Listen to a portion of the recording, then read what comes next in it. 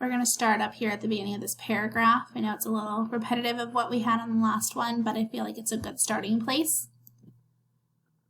I knew all about the Nazi soldiers and how they stole.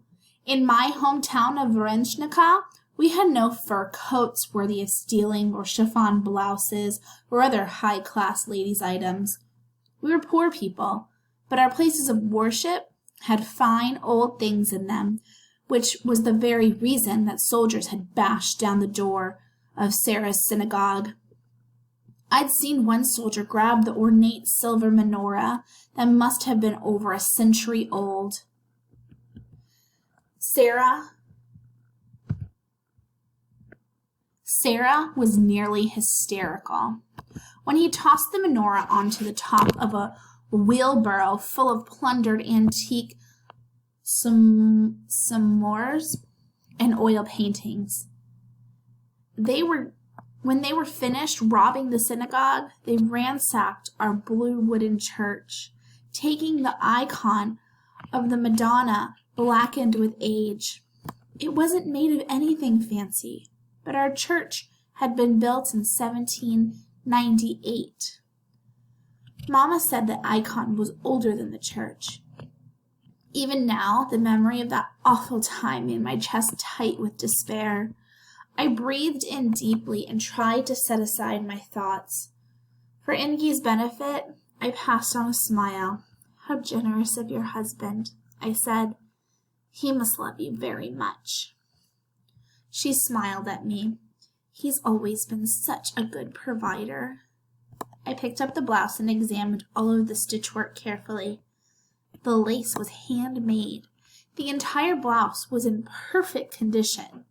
A faint scent of rosewater tickled my nostrils. Was that the preferred perfume of the lady who used to own this blouse? "What would you like me to do with this?" "The name," she said, turning the blouse inside out and showing me a satin label that had been securely stitched below the piping at the nape. Delicate embroidered letters in a fancy script spelled out Madame V. Fortier. Ingi's stubby fingers rested on that label. "Can you remove that and embroider my name in its place?" Who was Madame Fortier? And how willingly had she given up this beautiful blouse that to Ingi's husband? I held the label close to my face to get a good look at the stitchery. The attention to detail for the stitchwork was an invisible label. On an invisible label was astounding. If I removed these stitches, the label itself would likely be left riddled with holes. Why don't I remove this altogether? Ingi's eyebrows rose. Why? Because that's easier for you? I want the label, and I want my name on it.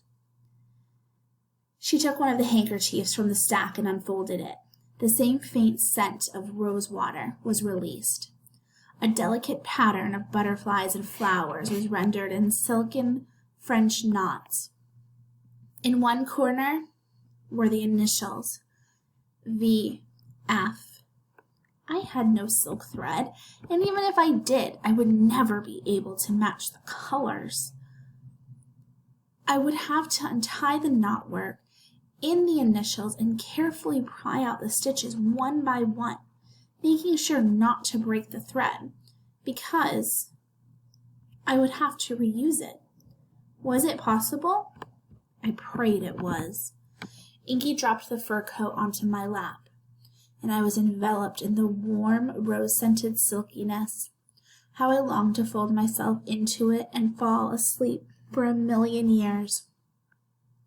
She folded the front placket open to show me the black silk lining in the inner left pocket. The same initials were embroidered there as well, in blood-red silk thread. These are mine now. Her bottom lip jutted out like she was a spoiled child. I want my initials on all of them. It wouldn't be easy to change the monograms, but from the look on Ingy's face, I knew she wouldn't take no for an answer. I can do it, ma'am, but it will take time. Her broad face broke out into a smile. I knew you could, she said. My initials are I.P. On the blouse, you can put Für I Pfizer.